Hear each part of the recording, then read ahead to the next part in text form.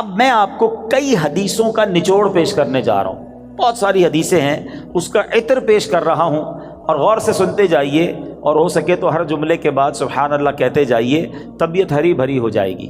اگر آپ چاہتے ہیں کہ آپ کے کاروبار میں رزق میں برکت ہو جائے تو درود پاک پڑھیے۔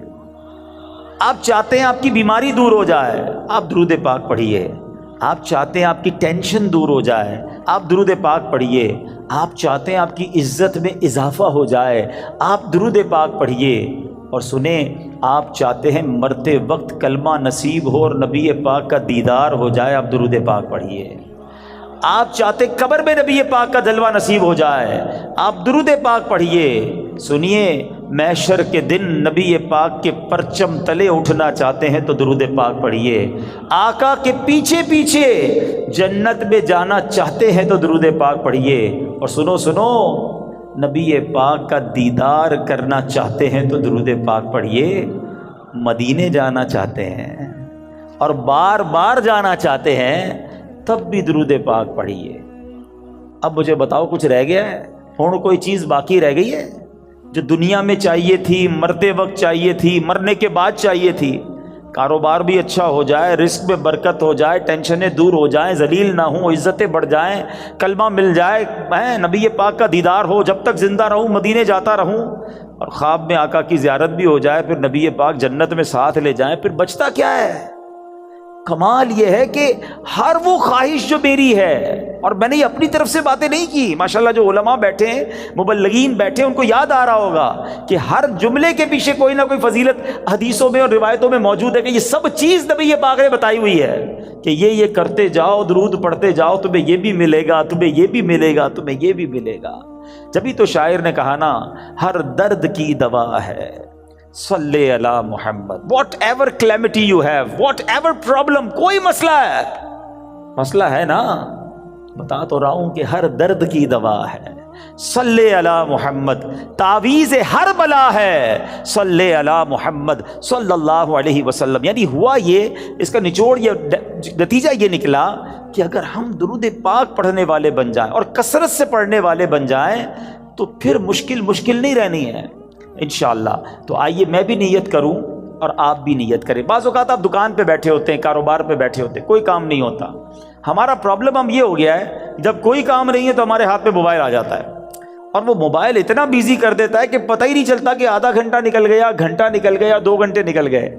اللہ کرے یہ مائنڈ سیٹ بن جائے کہ یہ وقت بہت قیمتی ہے، اگر فارغ بیٹھا ہوں دکان پہ تو میری تسبیح بار آنی چاہیے، موبائل کی جگہ تسبیح بار آنی چاہیے، کہ چلو یار 313 بار درود پاک پڑھ لیتا ہوں، 100 بار کلمہ پاک پڑھ لیتا ہوں۔ اچھا اب موبائل اٹھانا ہی ہے تو یار کوئی کام نہیں تو 10 منٹ میں 12 منٹ میں سورہ یاسین نہ پڑھ، 1 سورہ یاسین پڑھوں گا 10 قرآن کا ثواب مل جائے گا۔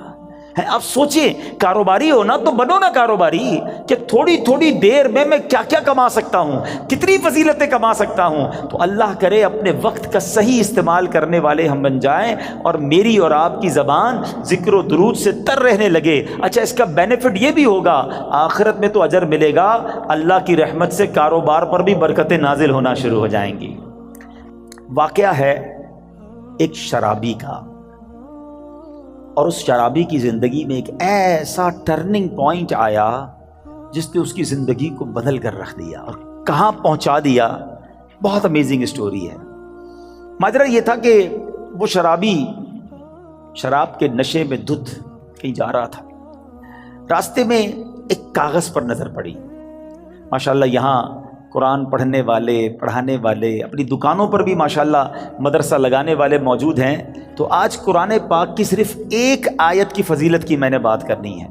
پورے قرآن کی شان تو نرالی ہے، ایک آیت میں کیا کچھ ہے اس سے اندازہ ہوگا کہ پھر رب کے کلام میں کتنی عظمتیں ہیں۔ تو وہ جو شراب کے نشے میں دھت جا رہے تھے، انہوں نے دیکھا کہ ایک کاغذ کا ٹکڑا پڑا ہے اور اس پر بسم اللہ الرحمن الرحیم لکھا ہوا ہے۔ اب اس کو خیال آیا کہ میرے رب کا نام زمین پر، ادب کا خیال آیا، عزت کا خیال آیا کہ یہ نہیں ہونا چاہیے۔ حالانکہ وہ غلط کام کر رہے تھے، شراب میں تھے، مگر عطر خریدا، اس کاغذ کے ٹکڑے کو صاف کیا، اسے عطر لگایا اور بلند جگہ پر رکھا۔ اس کے بعد وہ اپنے کام میں مگن ہو گئے۔ اسی رات ایک بزرگ کو خواب میں زیارت ہوئی کہ جاؤ میرے اس بندے کو جا کر کہو کہ تم نے میرے نام کو پاک اور صاف جگہ پر رکھا، بلند جگہ پر رکھا، ہم تمہارے نام کو بھی بلند کریں گے۔ اب بزرگ اس بندے کو جانتے تھے کہ وہ تو شرابی ہے، شرابی کے لیے یہ پیغام کیسے ہو سکتا ہے؟ تو کہتے لگتا ہے خواب میں کوئی غلط فہمی ہوئی، دوبارہ سو گئے، دوبارہ سوئے تو پھر دوسری بار یہی پیغام، پھر سوچا نہیں اس بندے کے لیے پیغام نہیں ہو سکتا، تیسری بار خواب میں یہی پیغام دیا گیا۔ اب وہ بزرگ تلاش کرنے نکلے کہ وہ کدھر ہے شراب پینے والا۔ ڈھونڈتے ڈھونڈتے جب پتہ چلا اس وقت بھی وہ شراب کی محفل میں ہی بیٹھے ہوئے تھے۔ آواز دی کہ باہر آئیے، وہ تو شراب کے نشے میں مست، تو کسی کو بھیجا کہ جاؤ کہو تمہارے لیے پیغام آیا ہے۔ کہ میرے لیے کون پیغام لایا ہے؟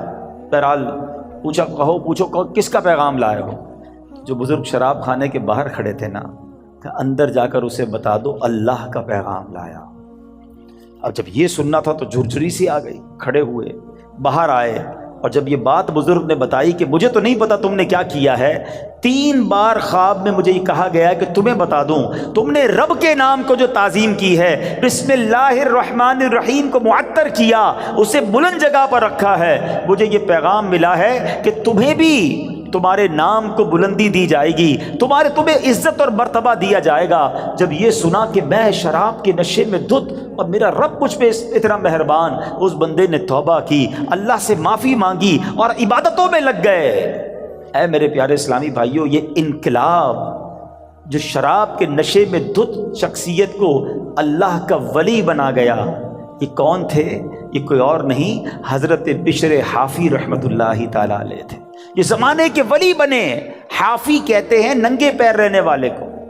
آپ معرفت الہی اور اللہ کی یاد میں اتنے گم رہنے لگے کہ آپ چپل ہی نہیں پہنتے تھے، اور کتابوں میں لکھا کہ جب تک حضرت بشر حافی اس شہر میں رہے، کوئی بھی چوپایا جو ہے نا راستے میں گندگی نہیں کرتا تھا، اس ادب کے ساتھ کہ کہیں بشر حافی کے پیر گندے نہ ہو جائیں۔ اور کتابوں میں آتا ہے کہ ایک بار کسی نے دیکھا کہ چوپائے نے گندگی کر دی ہے، تو اس کے مالک نے سمجھ لیا کہ ہو نہ ہو بشر حافی کا انتقال ہو گیا ہے، اور جب معلوم کیا گیا تو ایسا ہی تھا کہ جب وہ زمانے سے وہ دنیا سے چلے گئے، پھر چوپایوں نے راستے کے اندر گندگی کرنا شروع کی۔ یعنی جو اللہ کا ادب کرتا ہے، اللہ کے نام کی تعظیم کرتا ہے، اللہ کی مخلوق جو ہے وہ اس کی تعظیم کرنے لگ جاتی ہے۔ سبحان اللہ۔ تو اے میرے پیارے اسلامی بھائیوں، ادب جو ہے نا وہ بڑی کمال کی شے ہے۔ داتا حضور کی کشف المحجوب پڑھیں تو اس شاندار انداز سے آپ ادب کا درس دیتے ہیں۔ اور یاد رکھیے اسلام میں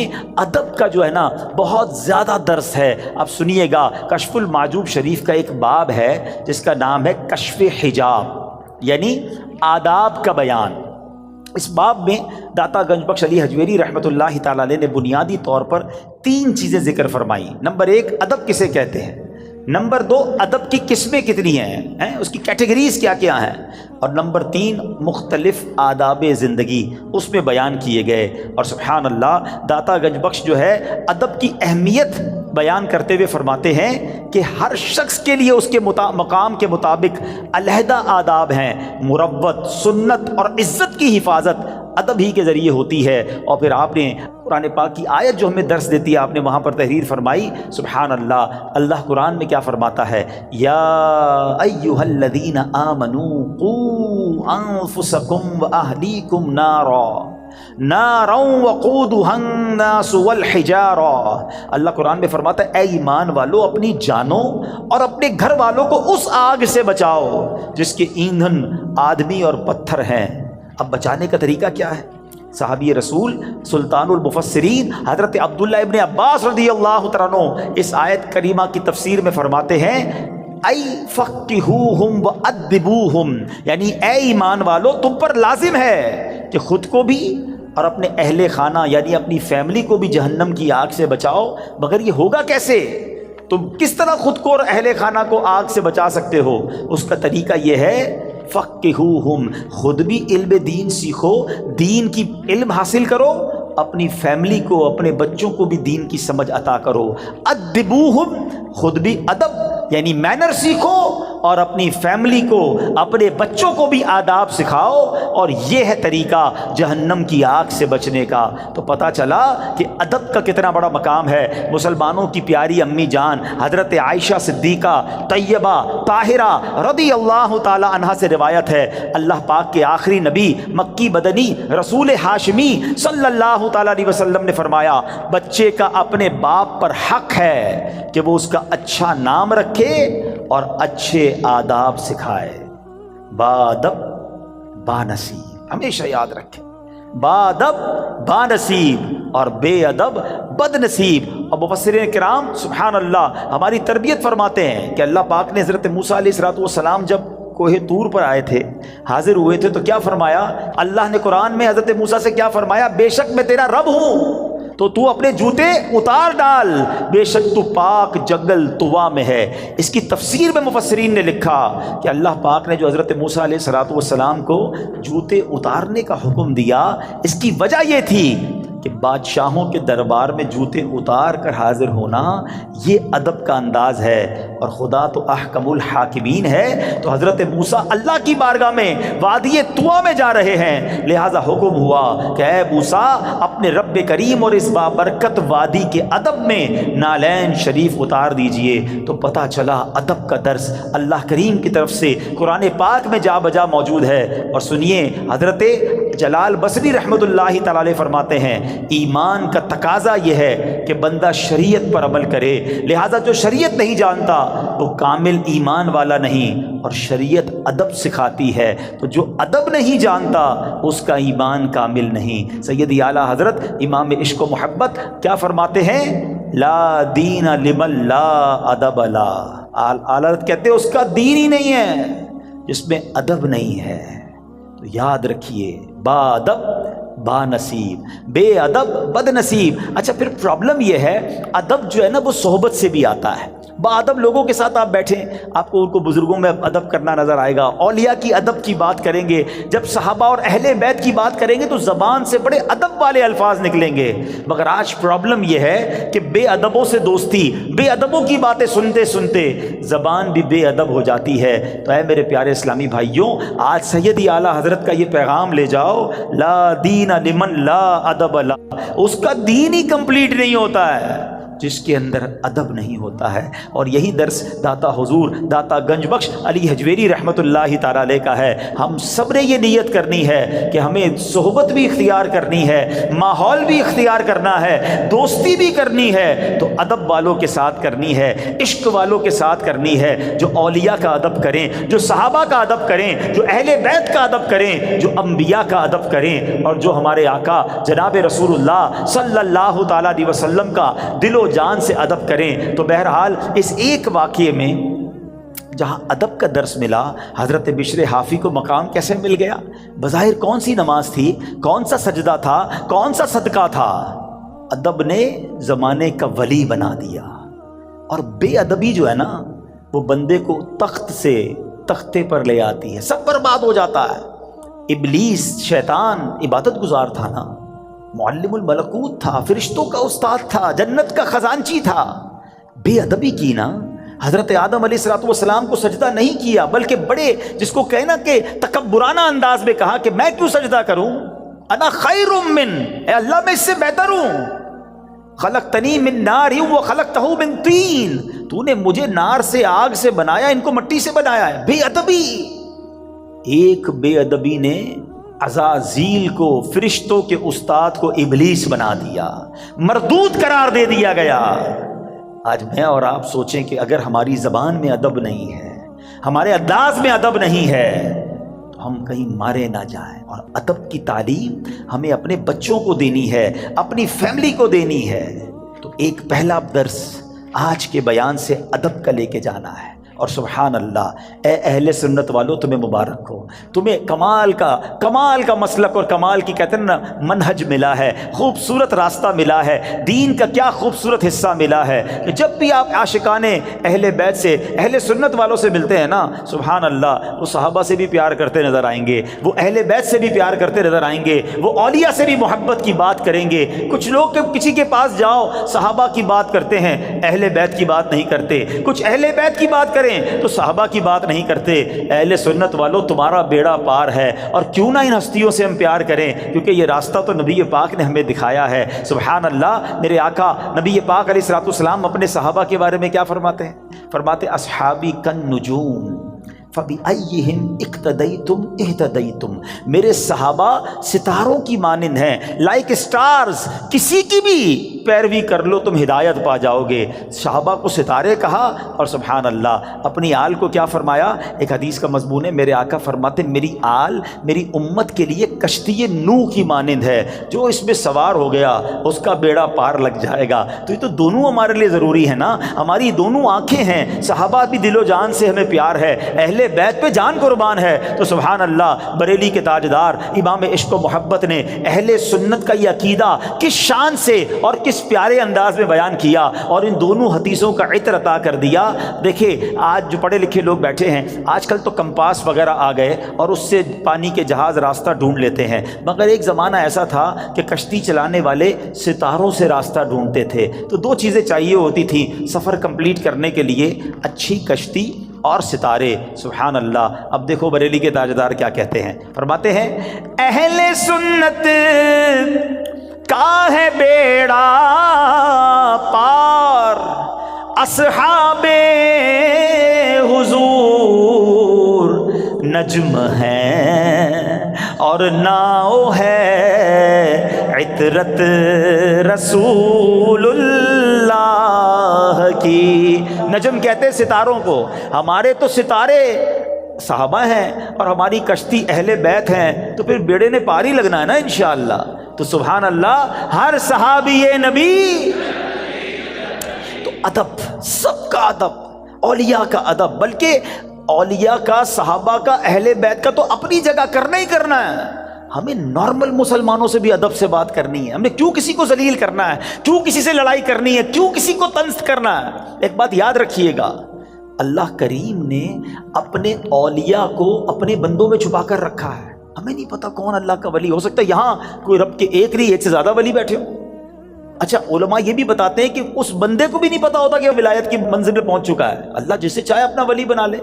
تو اب ہم اللہ کے کسی ولی سے لڑ رہے ہیں، اس کو ڈانٹ رہے ہیں، اس کو جھڑک رہے ہیں، اس کو ذلیل کر رہے ہیں کیونکہ میرا ملازم ہے، کیونکہ وہ غریب ہے، اس لیے نہیں۔ اگر وہ رب کا ولی ہے، ویسے تو عام مومن کو بھی تنگ نہیں کر سکتے، لیکن ولایت کی بات دیکھیں، جتنا چھوٹا سا میرا مطالعہ ہے، علماء بھی بیٹھے ہیں، اب تک جو میں نے پڑھا ہے، دو ہی باتوں میں نے یہ پڑھا ہے کہ جہاں اللہ سے جنگ کرنے کی بات کی گئی ہے، اور یہ کتنی خطرناک بات ہے۔ نمبر ایک، سود کا کام کرنے والا۔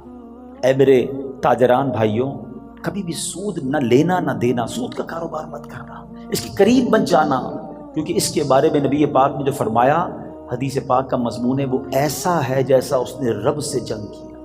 اللہ سے جنگ، یار اللہ سے جنگ کر کے کوئی جیت سکتا ہے؟ برباد ہی ہوگا نا، تباہ و برباد ہو جائے گا۔ ہم نے سود کا کام کرنے والوں کو اینڈ آف دا ڈے برباد ہوتے ہی دیکھا ہے۔ اور جو دوسری روایت نظروں سے گزری ہے نا، فرمایا جس نے اللہ کے ولی سے دشمنی کی، وہ ایسا ہے جیسے اس نے رب سے جنگ کا اعلان کر دیا، یا اللہ اس سے اعلان جنگ فرماتا ہے۔ اب سوچ لو، اگر کسی ولی سے ہی دشمنی ہو گئی، اللہ کے کسی بندے سے دشمنی لے کے بیٹھے ہیں، لڑائی کر رہے ہیں، تنگ کر رہے ہیں، اور کیا پتا وہ اللہ کی بارگاہ میں کیا مرتبہ رکھتا۔ ادب، پیار، محبت، درگزر۔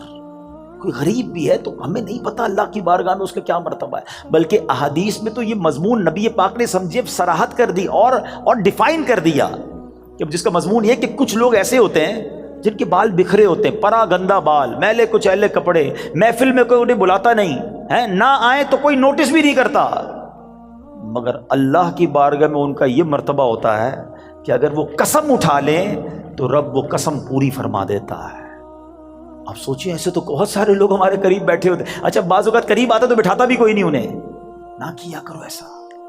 ہو سکتا ہے کہ میری مشکلیں، میری پریشانیاں، ہماری ڈیفیکلٹیز، ہمارا کاروبار نہ چلنا، گھر کی بیماریاں، اس کی وجہ یہ ہو کہ میں کسی اللہ کے ولی کو تنگ کر بیٹھا ہوں، بے ادبی کر بیٹھا ہوں۔ اپنی زبان میں نرمی لائے نا۔ کسی بڑے اس کو نا سمجھدار آدمی نے ایک بات کہی ہے کہ میٹھا کھانے سے شوگر ہوتی ہے، میٹھا بولنے سے شوگر نہیں ہوتی۔ میٹھا بولنا شروع کر دو نا یار، میٹھا بولنا ہی چھوڑ دیا ہم نے، میٹھے بول اپنائیں، سب کے ساتھ پیار سے بات کریں۔ کچھ لوگوں کا انداز ہی بڑا روب والا ہوتا ہے، اور پھر کیا ہوتا ہے، کہتے ہیں نا زبان میں ہڈی ہوتی نہیں مگر کئی ہڈیاں توڑوا دیتی ہے۔ زبان میں تلوار نہیں مگر خون بہا دیتی ہے۔ کسی کی تلوار کا وار جو ہونا اس کا زخم بھر جاتا ہے مگر زبان کا زخم نہیں بھرتا ہے۔ تو زبان کا اچھا استعمال، ادب۔ آج یہ درس لے کے جاؤ کہ انشاءاللہ۔ اچھا اب ادب کیسے ملے گا؟ با ادب لوگوں کے ساتھ بیٹھ کر ملے گا۔ تو الحمدللہ دعوت اسلامی کا ماحول جہاں آپ کو ادب ہی سکھایا جاتا ہے، بچوں سے بھی شفقت کرنی ہے، بڑوں سے بھی پیار سے بات کرنی ہے، بزرگوں سے کیسے بات کرنی ہے، اولیاء، صحابہ، اہل بیت، ازواج مطہرات، امہات المومنین، ادب ہی کی بات آپ کو ملے گی۔ بے ادبی کا اسٹائل ہے ہی نہیں۔ تو یہاں رہو، انشاءاللہ با ادب بن جائیں گے۔ ہم اللہ سے دعا کرتے ہیں، نبی پاک کی بارگاہ میں التجا کرتے ہیں کہ حضور ہمیں اپنے با ادب غلاموں میں ہی شامل رکھیے گا۔ بڑا پیارا شعر ہے نا کلام کا، محفوظ شاہ رکھنا صدا بے ادبوں سے، محفوظ شاہ رکھنا صدا بے ادبوں سے، اور مجھ سے بھی سر زد نہ کبھی بے ادبی۔ تو انشاءاللہ با ادب رہیں گے انشاءاللہ۔ اب دوسرا درس اس واقعے سے کیا ملتا ہے؟ سبحان اللہ، بسم اللہ الرحمن الرحیم۔ ایک آیت، اس کا کمال ہی اور ہے، اس کے راز ہی اور ہیں، اس کے اسرار ہی اور ہیں۔ قرآن پاک کی تو شان ہی نرالی ہے، مگر آج فقط کچھ باتیں میں آپ کو اللہ کے اس مبارک کلام کی اس ایک آیت کے رموز، اسرار، سیکرٹس، فضائل سنے تو عقل حیران ہو جاتی ہے۔ سبحان اللہ، بے ایمانوں کو ایمان دینے والی یہ آیت ہے۔ ذرا واقعہ سنیے گا۔ ایک یہودی تھا، نان مسلم، ایک یہودن پر عاشق ہو گیا، اور عشق مجازی کا اس پر ایسا غلبہ ہوا کہ یہ مجنون جیسا ہو گیا، نہ کھانے پینے کا ہوش تھا، نہ آرام کرتا تھا، بڑا پریشان۔ اس زمانے میں اللہ کے ایک ولی تھے، حضرت عطا رحمۃ اللہ تعالی علیہ، ان کے پاس آیا اور کہا کہ حضور میں بہت پریشان ہوں، وہ فلاں سے عشق ہو گیا ہے، چین ہی نہیں آتا۔ آپ اللہ والے تھے، آپ نے ایک کاغذ کے ٹکڑے پر بسم اللہ الرحمن الرحیم لکھا اور کہا یہ کھا جاؤ۔ اس نے وہ کاغذ کا ٹکڑا نگل لیا کہ شاید میرا کام بچ جائے گا۔ سچی بات ہے، اس کا کام بن گیا۔ ہوا یہ کہ جیسے ہی اس نے کاغذ کو نکلا نا، اس کے دل کی دنیا ہی بدل گئی، ایمان کی مٹھاس ملنے لگی، اور اس کے دل میں نور ظاہر ہو گیا۔ عورت کے عشق کو چھوڑا اور کہتا حضور بس اب مجھے کچھ اور نہیں چاہیے، جس رب کا نام اندر گیا ہے اب کلمہ پڑھائیے، مجھے مسلمان کر دیجئے۔ صرف بسم اللہ الرحمن الرحیم کاغذ پہ لکھا ہوا پیٹ میں جاتا ہے۔ اب اس یہودن کو پتہ چل گیا کہ میرا عاشق تو مسلمان ہو گیا ہے۔ وہ بھی حضرت کی بارگاہ میں آئی اور کہا کہ میں ہی وہ عورت ہوں کہ جس کے عشق میں وہ مبتلا تھا، وہ مسلمان ہو گیا ہے۔ اب مجھے خواب میں روزانہ کوئی کہنے والا کہتا ہے کہ اگر تجھے جنت میں اپنا ٹھکانہ دیکھنا ہے نا تو جا اور حضرت عطا کے پاس جا، تجھے اپنا جنت میں ٹھکانہ دکھائیں گے۔ تو حضرت میں آپ کے پاس آئی ہوں، بتائیے جنت کہاں ہے؟ حضرت عطا نے کہا کہ جنت کا ارادہ ہے تو پہلے تجھے اس کا دروازہ کھولنا پڑے گا نا، جنت میں جانا ہے تو ڈور اوپن کر۔ تو وہ کہتی جنت کا دروازہ میں کیسے کھولوں؟ فرمایا بسم اللہ الرحمن الرحیم پڑھ۔ آپ نے فرمایا جنت کا دروازہ کھولنا ہے نا، بسم اللہ الرحمن الرحیم پڑھ۔ جیسے ہی اس نے بسم اللہ الرحمن الرحیم پڑھا، دل میں نور بڑھنے لگ گیا۔ کہتی حضور بس اب مجھے اسلام میں داخل کیجئے۔ اس نے کلمہ پڑھا اور بسم اللہ شریف کی برکت سے وہ بھی مسلمان ہو گئی۔ اسی رات جب وہ نو مسلم خاتون جو ہے رات کو سوئی تو خواب میں جنت میں داخل ہوئی، خوبصورت محل دیکھا، گنبد دیکھے، ایک گنبد پر لکھا تھا بسم اللہ الرحمن الرحیم لا الہ الا اللہ محمد الرسول اللہ۔ عورت نے یہ الفاظ پڑھے تو کسی پکارنے والے نے کہا اے پڑھنے والی، اللہ پاک نے یہ سب تجھے عطا فرما دیا ہے۔ ہائے ہائے ہائے، بسم اللہ کی برکت ہے، ہم نے پائی جنت ہے، کتنی اچھی قسمت ہے۔ یہ سب رب کی رحمت ہے۔ تو بسم اللہ الرحمن الرحیم کی تو کیا ہی بات ہے پیارے اسلامی بھائیوں۔ ایک پوری آیت، یہ یاد رہے، شاید بہت سارے لوگوں کو پتہ نہیں ہوتا کہ 2 سورتوں کے درمیان فاصلے کے لیے بسم اللہ الرحمن الرحیم کو اتارا گیا، اور یہ آیت قرآن پاک میں ایک جگہ قرآن کا حصہ بھی ہے، پارہ 19 سورہ نمل، اور یہ آیت کا حصہ ہے، اور اس کے معنی کیا ہے؟ اللہ کے نام سے ہے جو نہایت مہربان رحم والا۔ اچھا، اس کی فضائل کیسے کہ صحابی رسول حضرت جابر بن عبداللہ رضی اللہ تعالیٰ عنہ فرماتے ہیں کہ جب بسم اللہ شریف نازل ہوئی نا تو بادل مشرق کی طرف دوڑے، بادل مشرق کی سمت دوڑے، ہوائیں رک گئیں، سمندر کو جوش آ گیا، چوپایوں نے غور سے سننے کے لیے اپنے کان لگا دیے، اور شیطانوں کو آسمان سے پتھر مارے گئے، اور اللہ پاک نے فرمایا مجھے میری عزت و جلال کی قسم، جس چیز پر بسم اللہ الرحمن الرحیم پڑھی گئی میں اس میں برکت دوں گا۔ کاروباری لوگ بیٹھے، برکت چاہیے نا، کاروبار میں، رزق میں، معاملات میں بسم اللہ کو تھام لو۔ سبحان اللہ، آپ کو اندازہ ہے کہ بسم اللہ الرحمن الرحیم میں جامعیت کتنی ہے؟ سنتے جائیے۔ اللہ پاک نے بعض انبیاء کرام پر مختلف کتابیں اور صحائف نازل فرمائے جن کی تعداد 104 ہے، ٹھیک ہے؟ ان میں سے 60 صحیفے حضرت شعیب علیہ السلام پر، 30 صحیفے حضرت ابراہیم علیہ السلام پر، 10 حضرت موسیٰ علیہ السلام پر تورات شریف اترنے سے پہلے نازل ہو گئے تھے۔ پھر 4 بڑی کتابیں ہیں، تورات شریف، زبور شریف، انجیل مقدس اور قرآن مجید، ٹھیک ہے؟ اچھا، ان تمام صحیفوں کے مضامین قرآن پاک میں ہیں۔ قرآن پاک کے سارے مضمون سورہ فاتحہ میں ہے، اور سورہ فاتحہ کا سارا مضمون بسم اللہ الرحمن الرحیم میں ہے۔ اور سنو، بسم اللہ الرحمن الرحیم کا سارا مضمون بسم اللہ کے حرف با میں موجود ہے، اور اس کے معنی کیا ہے؟ بی کان ما کان و بی یکون ما یکون، یعنی جو کچھ بھی ہے مجھ یعنی اللہ پاک ہی سے ہے، اور جو کچھ ہوگا مجھ یعنی اللہ پاک سے ہی ہوگا۔ اللہ اکبر! یہ کمال ہے بسم اللہ الرحمن الرحیم کا کہ تمام صحیفوں اور قرآن مجید کا نچوڑ اس کے اندر موجود ہے۔ اور سبحان اللہ، بسم اللہ کے فضائل کتنے! امام فخر الدین رازی رحمۃ اللہ تعالی علیہ فرماتے ہیں بسم اللہ الرحمن الرحیم کے 19 حروف ہیں، ٹھیک ہے؟ اور دوزخ پر عذاب دینے والے فرشتے بھی 19 ہیں۔ تو آپ فرماتے ہیں کہ امید ہے ایک ایک حرف کی برکت سے ایک ایک فرشتے کا عذاب دور ہو جائے گا۔ بسم اللہ پڑھتے رہا کرو۔ اچھا، آپ فرماتے ہیں دن میں کتنے گھنٹے؟ دن رات میں 24 گھنٹے ہیں۔ فرماتے 5 گھنٹے 5 نمازوں میں گھیر لیے، 19 گھنٹوں کے لیے بسم اللہ الرحمن الرحیم کے 19 حروف عطا فرمائے۔ پس جو خوش نصیب بسم اللہ الرحمن الرحیم کا ورد کرتا رہے اور نماز 5 وقت پڑھتا رہے، اس کا ہر گھنٹہ عبادت میں کاؤنٹ ہوتا رہے گا۔ تو یہ کمال کا وظیفہ ہے۔ نارملی ہماری توجہ اس طرف نہیں جاتی ہے۔ اچھا، بعض اوقات ہم لوگ کہتے ہیں ہمارے کام ادھورے رہ جاتے ہیں، کام شروع کرتے ہیں، ڈیل بنتے بنتے رہ جاتی ہے، کام ادھورا رہ جاتا ہے، پوری نہیں ہو پاتی ہماری بات۔ سنیے، اللہ پاک کے پیارے اور آخری نبی صلی اللہ تعالیٰ علیہ وسلم نے فرمایا جو بھی اہم کام بسم اللہ سے شروع نہیں کیا جاتا وہ ادھورا رہ جاتا ہے۔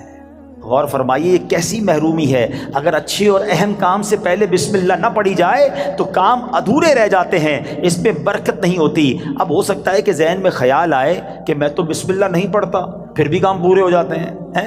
تو اس کا جواب یہ ہے کہ کام کا بظاہر پورا ہو جانا اور بات ہے، اور اس میں برکت کا نہ ہونا اور۔ مثلا کسی نے بغیر بسم اللہ کے کھانا کھایا، کھانا پیٹ میں بھی گیا، پیٹ بھر بھی گیا، لیکن اب اس میں برکت اسے حاصل نہیں ہوگی، کھانا پوری طرح ہضم نہیں ہوتا، یا بعض اوقات جزو بدن نہیں بنتا، بہت ساری جناب اس میں پرابلم رہتی ہیں۔ تو بہرحال ہمیں جو ہے بسم اللہ شریف کا ورد کرنا چاہیے، اور ایسے ایسے واقعات اس کے فضائل میں کتابوں میں لکھے۔ امیر اہل سنت نے اپنی شورۂ آفاق کتاب فیضان سنت میں ایک کمال کا واقعہ لکھا کہ ایک مبلغ جو ہے، ایک داعی جو ہے، بسم اللہ کے فضائل بیان کر رہے تھے، تو ایک غیر مسلم عورت بھی بیٹھی تھی۔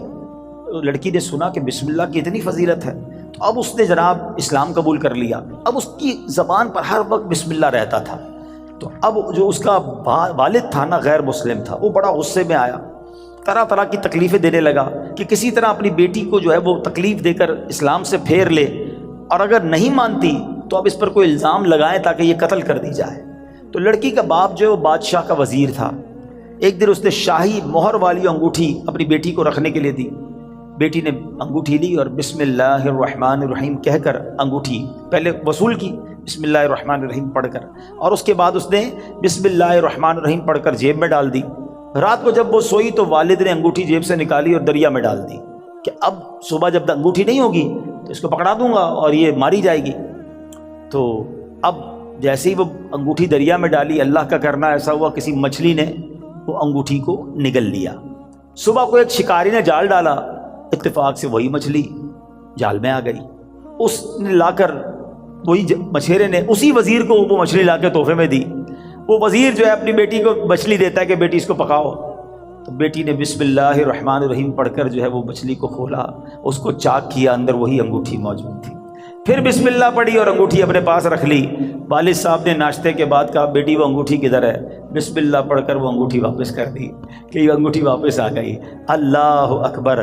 اب باپ حیران کہ یہ کیسے ہوا؟ تو اس نے کہا میں نے تو کوئی بھی کام جو بھی کیا اللہ کے نام سے شروع کرتی گئی، رب نے مشکل سے نکال دیا۔ ہمارا پرابلم یہی ہے، ہم بہت ساری فضول باتیں کرتے ہیں، اللہ کا ذکر نہیں کرتے، اللہ کا نام نہیں لیتے۔ اپنے ہر جائز کام سے پہلے بس عادت بنا لو، بسم اللہ الرحمن الرحیم، بسم اللہ الرحمن الرحیم، پھر آپ اس کی انشاءاللہ برکتیں دیکھیں گے۔ سبحان اللہ! یہ جو ہم کھانا کھاتے ہیں نا، اس کے بارے میں آتا ہے کہ کھانے سے پہلے پیارے آقا علیہ الصلوۃ والسلام فرماتے ہیں کہ جس کھانے پر بسم اللہ نہ پڑھی جائے وہ کھانا شیطان کے لیے حلال ہو جاتا ہے۔ یعنی بسم اللہ نہ پڑھنے کی صورت میں شیطان اس کھانے میں شریک ہو جاتا ہے۔ ایک بار کیا ہوا کہ حضرت ابو ایوب انصاری فرماتے ہیں کہ ہم نبی پاک کے ساتھ حاضر تھے، کھانا پیش کیا گیا، ابتدا میں بڑی برکت ہو رہی تھی کھانے میں، اور تھوڑی دیر ہوئی تو بڑی بے برکتی شروع ہو گئی۔ تو ہم نے عرض کی یا رسول اللہ صلی اللہ تعالیٰ علیہ وسلم ایسا کیوں ہوا؟ تو نبی پاک علیہ الصلوۃ والسلام نے فرمایا ہم سب نے کھانا کھاتے وقت بسم اللہ پڑھی تھی، مگر ایک شخص تھوڑی دیر کے بعد آیا اور بغیر بسم اللہ پڑھے کھانے میں شامل ہو گیا، اس کے ساتھ شیطان نے بھی کھانا کھانا شروع کر دیا۔ تو کھانے کی بے برکتی بھی بغیر بسم اللہ کے ہوتی ہے۔ اچھا، پھر بی بی عائشہ صدیقہ فرماتی ہیں کہ جب کوئی شخص کھانا کھائے تو اللہ پاک کا نام لے، یعنی بسم اللہ پڑھے، اور اگر نہیں پڑھ سکا، شروع میں پڑھنا بھول گیا، تو پھر یوں کہے بسم اللہ اولہ و آخرہ، تو انشاءاللہ اس کی برکت سے وہ جو بے برکتی والا معاملہ ہے وہ بھی دور ہو جائے گا۔ اچھا، اب وہی والی بات کہ حفاظت کیسے ہوتی ہے بسم اللہ سے۔ ایک مرتبہ صحابی رسول حضرت خالد بن ولید رضی اللہ تعالیٰ کچھ مجوسی آئے، آتش پرست، کہا ہمیں ایسی کوئی نشانی بتائیں، اگر آپ اسلام سچا مذہب ہے تو کوئی ایسی نشانی بتائیں کہ ہم اسلام کی حقانیت کو مان لیں۔ تو حضرت خالد بن ولید نے زہر قاتل منگوایا اور بسم اللہ الرحمن الرحیم پڑھ کر اسے پی لیا۔ بسم اللہ کی برکت سے آپ پر اس زہر نے اثر نہیں کیا۔ یہ منظر دیکھ کر وہ آگ کی پوجا کرنے والے پکار اٹھے کہ سبحان اللہ، دین اسلام حق ہے۔ اللہ اکبر! وہ یقین تھا نا، اللہ کے ولی صحابی رسول ہیں، بسم اللہ پڑھ کر زہر پی لیا کہ اللہ کے نام سے پی رہا ہوں تو رب حفاظت کرے گا۔ وہ توکل کا لیول تھا کہ زہر نے اثر نہیں کیا۔ تو اے میرے پیارے اسلامی بھائیوں، یہ شان ہے بسم اللہ کی۔ اچھا، صرف کھانے پینے سے پہلے نہیں، ہر کام سے پہلے بسم اللہ پڑھیں۔ اب آپ وضو کر رہے ہیں نا، دیکھیں کتنے ثواب ملٹی پلائی ہو جاتا ہے۔ حضرت ابو ہریرہ رضی اللہ تعالیٰ راوی ہیں، اور نبی پاک صلی اللہ تعالیٰ علیہ وسلم نے فرمایا اے ابو ہریرہ، جب تم وضو کرو تو بسم اللہ والحمدللہ پڑھ لیا کرو۔ جب تک تمہارا وضو باقی رہے گا اس وقت تک فرشتے تمہارے نامہ اعمال میں نیکیاں لکھتے رہیں گے۔ ہم تو وضو کرتے نماز پڑھ لیتے، لیکن جتنی دیر وضو رہے گا پڑھنا کیا ہے؟ ذرا دوہرا بھی لے میرے ساتھ، بسم اللہ والحمدللہ، بسم اللہ والحمدللہ، بسم اللہ والحمدللہ۔ اچھا، تفسیر نعیمی میں ایک اور جگہ کہاں بسم اللہ پڑھنا ہے، کہتے جو شخص کسی جانور پر سوار ہوتے وقت بسم اللہ اور الحمدللہ پڑھ لے تو اس جانور کے ہر قدم پر اس سوار کے حق میں ایک نیکی لکھی جاتی رہے گی۔ آپ جانور پر سواری نہیں کرتے، گاڑی میں بیٹھتے ہوئے پڑھ لیں بسم اللہ اور الحمدللہ، پھر پوری دعا بھی پڑھ لیں سبحان الذی سخر لنا، اگر وہ یاد ہے، نہیں تو کم از کم بسم اللہ اور الحمدللہ ضرور پڑھ لیں۔ اسی طرح جو کشتی میں سوار ہوتے وقت بسم اللہ اور الحمدللہ پڑھ لے، جب تک وہ اس میں سوار رہے گا اس کے لیے نیکیاں لکھی جاتی رہیں گی۔ ثواب کا میٹر ہے مگر ہم پڑھتے نہیں ہیں۔ اگر یہی ہمیں کوئی کہے کہ جناب آپ اپنی گاڑی میں بیٹھے اور بسم اللہ اور الحمدللہ پڑھ لیں، آپ آج کا پیٹرول فری ہو جائے گا، تو بندہ پھر بغیر بسم اللہ الحمدللہ پڑھے گا تو کبھی بھی نہیں بیٹھے گا۔ وہ چاہیے دنیا کا نفع بتاؤ مولوی صاحب، میں آپ کو آخرت کا نفع، نیکیوں کا نفع، ہر قدم پر ثواب کی آپ کو بشارتیں سنا رہا ہوں، تو پلیز اس وظیفے کو تھام لیجئے۔ اور ایک اور بات، اپنے بچوں کو بھی بسم اللہ کی عادت ڈالیں، یہ اللہ کو اتنا پسند ہے۔ آئے ہائے، ذرا واقعہ سنیے گا۔ حضرت عیسیٰ علیہ السلام جو ہے ایک قبر کے پاس سے گزرے، آپ اللہ کے نبی تھے، اللہ نے ایسی نگاہ دی تھی کہ آپ نے دیکھ لیا کہ قبر میں عذاب ہو رہا ہے۔ کچھ عرصے کے بعد آپ پھر وہاں سے گزرے تو قبر میں جو ہے وہ نور کی کرنیں ہیں، عذاب دور ہو گیا۔ تو آپ نے اللہ کی بارگاہ میں عرض کی کہ مولا، یہ پہلے عذاب اور اب اس کی قبر میں عذاب دور ہو گیا، نور برس رہا ہے، اس کا راز کیا ہے، سیکرٹ کیا ہے؟ سنو ذرا، اے وہ خوش نصیبوں جو اپنے بچوں کو قرآن پڑھاتے ہو، اے وہ خوش نصیبوں جن کے بچے حافظ بن رہے ہیں، اے وہ اسلامی بھائیوں تمہیں مبارک ہو جو بچے کو دین سکھاتے ہو۔ باپ گناہ گار، قبر میں عذاب ہو رہا تھا، اللہ کی طرف سے ارشاد ہوا کہ ابھی انتقال کیا نا اس بندے نے، بڑا گناہ گار تھا، اس کی وجہ سے عذاب ہو رہا تھا، لیکن جب اس کا انتقال ہوا اس وقت اس کی وائف جو تھی پریگننٹ تھی، امید سے تھی، اس کے انتقال کے بعد لڑکا پیدا ہوا۔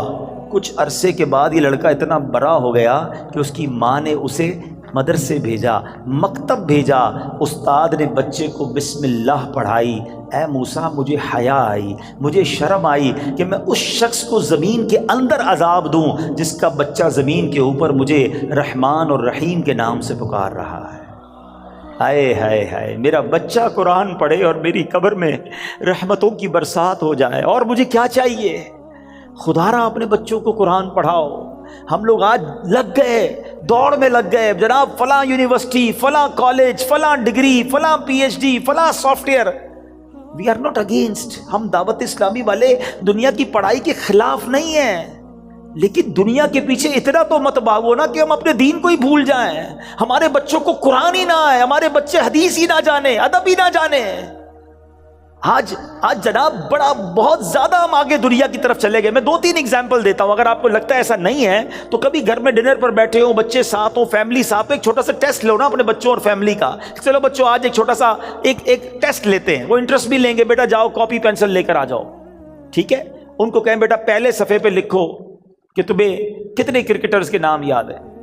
تو ہو سکتا ہے کسی کا بیٹا یہ بھی کہے گا ابا جان صرف نام لکھنے ہیں، آگے ریکارڈ بھی لکھنے ہیں، وہ بھی یاد ہوتے ہیں، ٹھیک ہے؟ اچھا بیٹا اگلے صفحے پہ لکھو کہ مزید کتنے اداکاروں کے نام یاد ہیں۔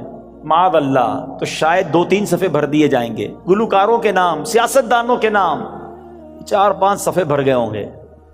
اب پوچھنا بتاؤ کتنے نبیوں کے نام یاد ہیں، کتنے صحابہ کے نام اگلے صفحے پہ لکھو، اس کے اگلے صفحے پہ بیٹا لکھو کتنے ولیوں کے نام یاد ہیں۔ یہ چھوٹا سا ٹیسٹ آپ کو بتا دے گا ہم کدھر جا رہے ہیں، ہمارے بچے کدھر جا رہے ہیں۔ ایک بات یاد رکھنا، میرا بیٹا میرے مرنے کے بعد گوگل، یاہو، فیس بک، واٹس ایپ، ٹویٹر، انسٹاگرام کھول کر ایصال ثواب نہیں کرے گا۔ اگر اسے قرآن پڑھنا آتا ہوگا تو وہ مجھے ایصال ثواب کرے گا۔